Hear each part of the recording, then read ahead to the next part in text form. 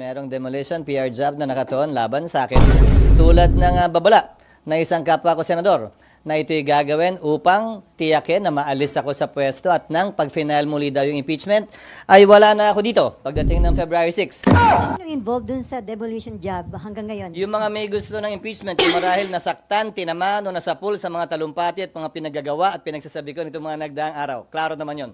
Kasamahan Yun ang impormasyong nakakarating sa amin.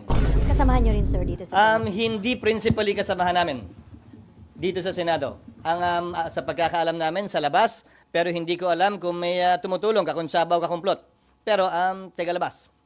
Sir, Obvious naman siguro yun, kung sino yung pinaka may gusto ng impeachment. Yes. sir. Uy, magsisingit lang ako. Apo. Sir, Hanggang 11 mambabatas. o'clock lang ako, Mambabatas din, sir. Itong demolition job. Ayon sa aming impormasyon, oo. Okay na, huy, So, sir, baby. kino-confirm nyo na nag-donate siya ng 30 million? Yes, nasa records yun. In fact, nakuha yan ng Rappler mismo sa article na sinulat nila noong 2022-2023 pa. Sir, to be clear, from House of Representatives, yung sinasabi niyo. Yung impormasyon namin, Pero yung nagde-demolition job sa inyo, taga-house? yung nagde-demolition. Yung nasa likod ng demolition job, Oo SP, naman. ay taga-house? Di ba nga, nung nakarang linggo naman, may video nilabas sa akin sa house at kung ano nung innuendo at insinuation na naman ang pinalabas. Allow me to answer the malicious, I will say malicious, ill-timed article that came out against me in relation to the flood control press con of the President yesterday. Number one, ang sinabi ng Pangulo kahapon, mga completed flood control projects mula 2018 na nagkakahalaga ng humigit kumulang 550 billion pesos. Sinabi niya, wala siyang aligasyon, pero 15 kontratista ang nakakuha ng ganong kalaking pondo. Ang lumabas na artikulo, kinikilala ko, kaibigan ko, kababayan ko, tiga Sorsogon, contractor siya. Pero ang nakuha niya ay 5.4 billion di umano. Wala pang 1% ng kabuuang pondo na sinasabi ng Pangulo sa flood control. Ang tanong ko, bakit pinagtuunan ng pansin yon? Yung 1% pa talaga, hindi yung 99%? Bakit pinagtuunan ng pansin, hindi yung mga mambabatas marahil o opisyal ng gobyerno na kontraktor? Hindi naman ako kontraktor. Hindi ako bahagi na anumang negosyo kaugnay sa construction o supply sa pamahalaan mula nung pumasok ako sa gobyerno noong 1998. Sa katunayan, yung mas malaking bahagi ng pondong di umano nakuha nung kontratistang tiga Sorsogon ay nakuha niya bago pa ako naging senador muli noong 2022. Ayon mismo sa datos na pinresenta ng Pangulo kahapon.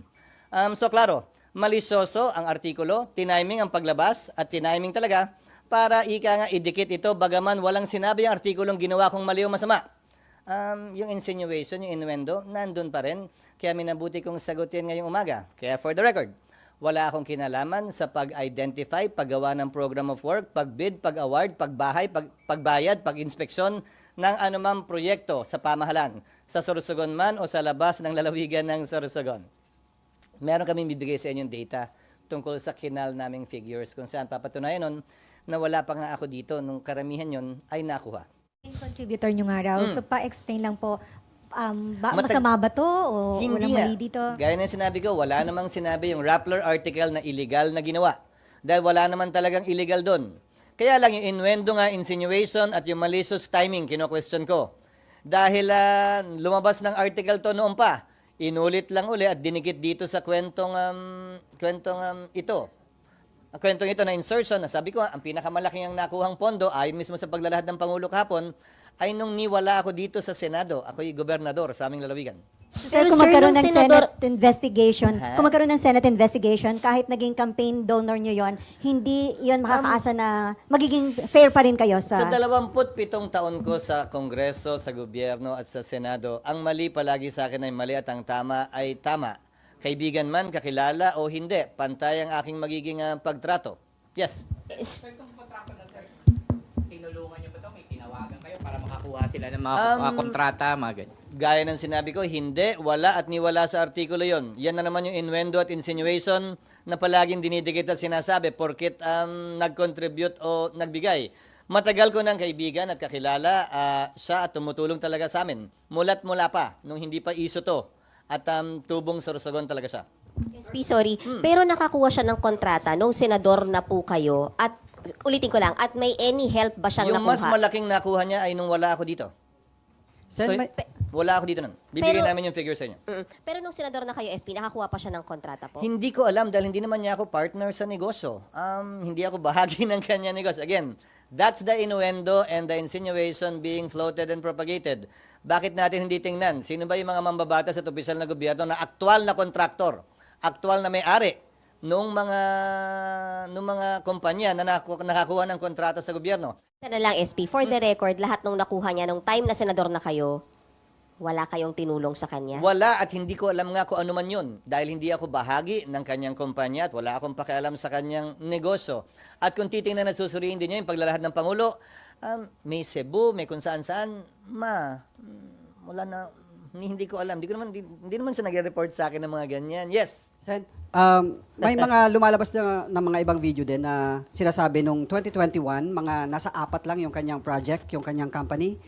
But 2022, after kayong magtulungan doon sa inyong kandidatura, umabot na ng mahigit 20 That something is plus again yung an kanyang projects. insinuation. Look at the figures again before you ask that question. Why? Ang pinag-uusapan, 2022 budget. Ginawa ang 2022 budget ng 2021 Congress. Hindi pa ako bahagi ng 2021 Congress at that time. Governor pa ako sa aming lalawigan. Kung pag-uusapan mo ay budget ng 2022, ginawa yan ng 2021. So sorry, kindly check your facts. So sir, maaari bang kahit kung hindi nyo man siya tinulungan, pwede bang may mga instances na ginagamit yung name nyo para makakuha siya Kung ng... may ginawa siyang illegal, ulitin ko kung may ginawang illegal sino man, dapat managot sila. Pero wala akong kinalaman kaugnay sa program of work, pagbid, pag-award. Ang binibid at award namin ay mga programa at proyekto ng lalawigan noon, ng Sorsogon, kung saan procuring entity ang Sorsogon Provincial Government. Wala kaming kinalaman sa National Government Agency procurement. Kabilang na ang pagbabayad. Hindi nga ako bahagi ng Kongreso. Pero babalikan ko. Bakit ba pinupuntirya ng Rappler at ninyo ang 1% ng 550 billion? Nasaan yung 99%? Talagang ang unang article na ilalabas, napaka-coincidental naman, ang galing naman masyado. Unahin natin yung 1% bago yung 99%. Hindi inuna yung pinakamalalaking kumpanyang binanggit ng Pangulo, isa pa sa pinakamaliit. Pero maging ganun pa man, dahil wala kaming tinatago, sasagutin ko palagi yan at hindi ko tatalikuran. Yung responsibilidad na maging transparent at sumagot sa mga katanungan bagaman dispalinghado kaugnay sa bagay na ito. So isiniwalat ngayon mga kababayan ni Senate President Chis Escudero na merong demolition job na ikinasa laban sa kanya, no?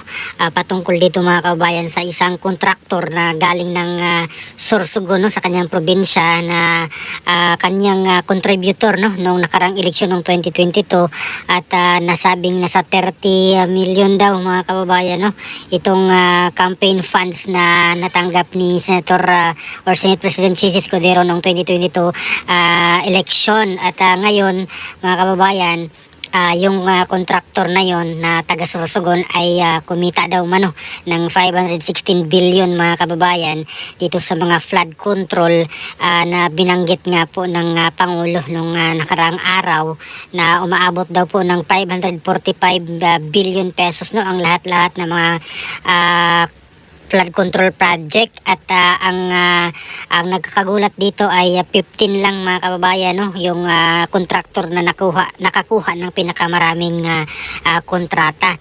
At mariing itinanggi naman ito ni Senator Chis Escudero, no, or ni Senate President Chis Escudero, at ito daw po ay pakana ng mga kalaban ng mga gustong matuloy ang impeachment dahil talagang desidido sila na tanggalin si SP Chis Escudero bilang Senate President at ito ang nakikita niya na isa sa mga dahilan na sirain siya sa pamamagitan dito mga kababayan, no, itong mga propaganda nila gaya dito sa article ng Rappler mga kababayan na pinamagatan nilang Chis Escudero Stop Campaign Donor Bags 5.16 billion in flood control projects at yun naman yung halaga, no, ng lahat-lahat na nakuha mga kababayan daw ng isang campaign donor ni Senate President Chis Escudero noong 2022 election at inamin naman ni Senator Chis Escudero yan mga kababayan, no, na yung taga Sorsogon na yun ay talagang noong pa man nagbigay talaga ng mga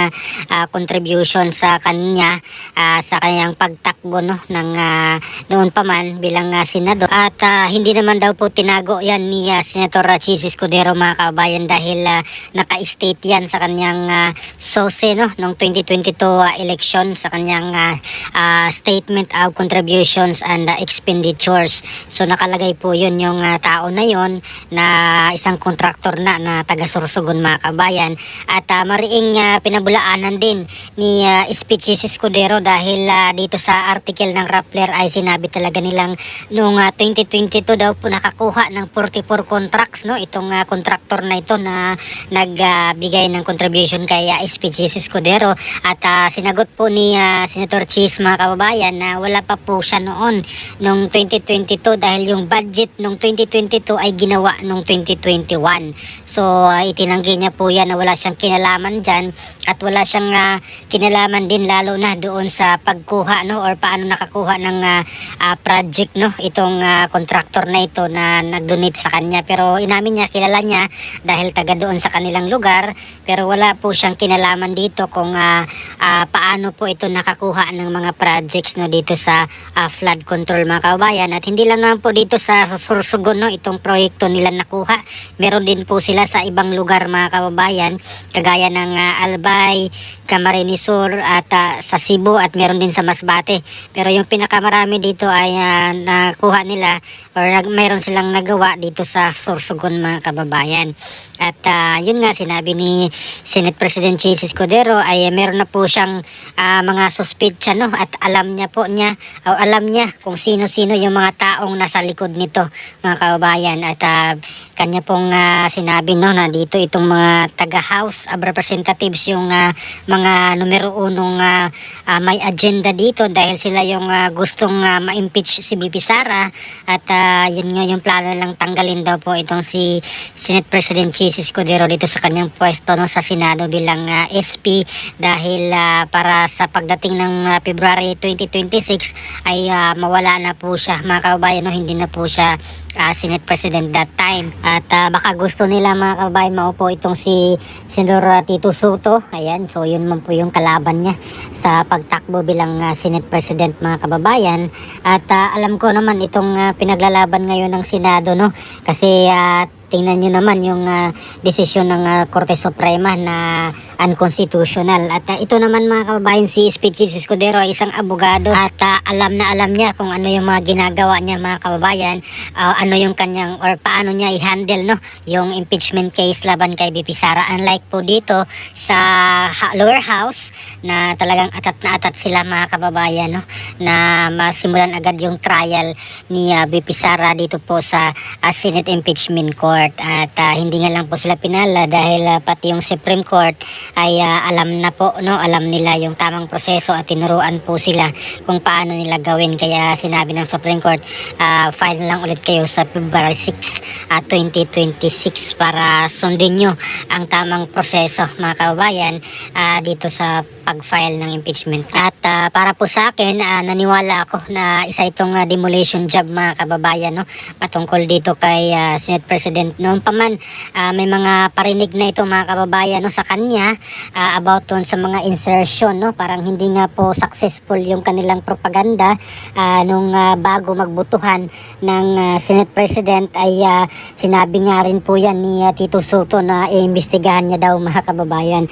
Pero unfortunately hindi po sila nagtatagumpay no or nagtagumpay doon sa kanilang propaganda dahil si SP Chis Escudero naman ay binuto ng mga senador bilang kanilang Senate President at hindi nila sinuportahan itong si Tito Soto mga kababayan. At itong sinabi nilang insertion ay pinabulaan na po yan no ni Senate President Chis Escudero noon pa man. At ngayon itong article ng Rappler na pinabulaanan niya rin mga kababayan na wala po siyang kinalaman dito kung paano yung pagkuha ng kontrata nitong taga Sorsogon na isang donor niya noong campaign period no noong 2022 at wala siyang kinalaman dito, hindi po siya nagbigay ng mga projects dito mga kababayan. sabi ni Speeches Escudero. At naniwala ako na isa itong demolition job mga kababayan against sa kanya, no? Kasi gusto nila talaga itong tanggalin dyan sa Senate President or Senate Presidency sa Senado para makagalaw na po sila if ever na si Soto yung kailang ipalit mga kababayan dyan sa Senado, no? Bilang Senate President. At itong si Soto naman ay hindi ako pabor dito mga kababayan naging Senate President. Unang-una hindi po siya abogado at kita naman natin, no, kung gaano po siya sinupla ni Senator Marcoleta, no, doon sa pag-interpellate sa kanya nung kasagsagan ng pagbutuhan nila kung whether or not i-archive yung impeachment case laban kay VP Sara Duterte. Kaya nagmukhang eng-eng tong si Tito Soto, no, kung kadibate niya itong si Senate or Senator Marcoleta mga kababayan na walang dalang kudigo. Unlike dito sa kanila, may mga kodigo pa sila mga kababayan, no? Binubulungan or binibigyan pa sila ng script ng kanilang mga staff mga kababayan kung ano po yung kanilang sasabihin doon sa floor. At nakakapagtaka rin mga kababayan dahil parang sinisingle out siya mga kababayan, no? Si Speeches Escudero dito sa itong flood control project na ito na nagkakahalaga ito ng 545 billion pero yung contractor na nag-donate sa kanya ng campaign period ay 5.16 billion mga kababayan, no? So nasa 1% lang daw po ito. Bakit inuna itong 1% kaysa doon sa 99% na mas malaking kontrata mga kababayan, no, na nakuha ng mga kontraktor na mga sabi na nga mayroong mga congressman na kontraktor at nauna na nga pong ibinulgar ni Senator Ping Lacson, no, itong 67 na mga congressman na mga kontraktor. At sana po imbestigahan din po yung mga yun mga kababayan dahil talagang bilyon-bilyon din po yung mga kontrata na nakuha ng mga kontraktor na congressman din mga kababayan. So ano po sa palagay nyo mga kababayan, no? Naniwala po ba kayo dito sa pahayag or sagot ni Senate President Chis Escudero, no? Inunahan niya po itong mga kalaban niya, itong mga gustong tanggalin siya dyan sa kanyang pwesto bilang Senate President at ang kanyang suspitsya number 1 ito mga congressman mga kababayan dahil sila lang man daw yung masyadong atat, no, dito sa impeachment trial laban kay VP Sara. So naniwala po ba kayo dito sa paliwanag ni Senator Chis Escudero dito sa demolition job laban sa kanya? Please comment down below. Maraming salamat. God bless po sa ating lahat.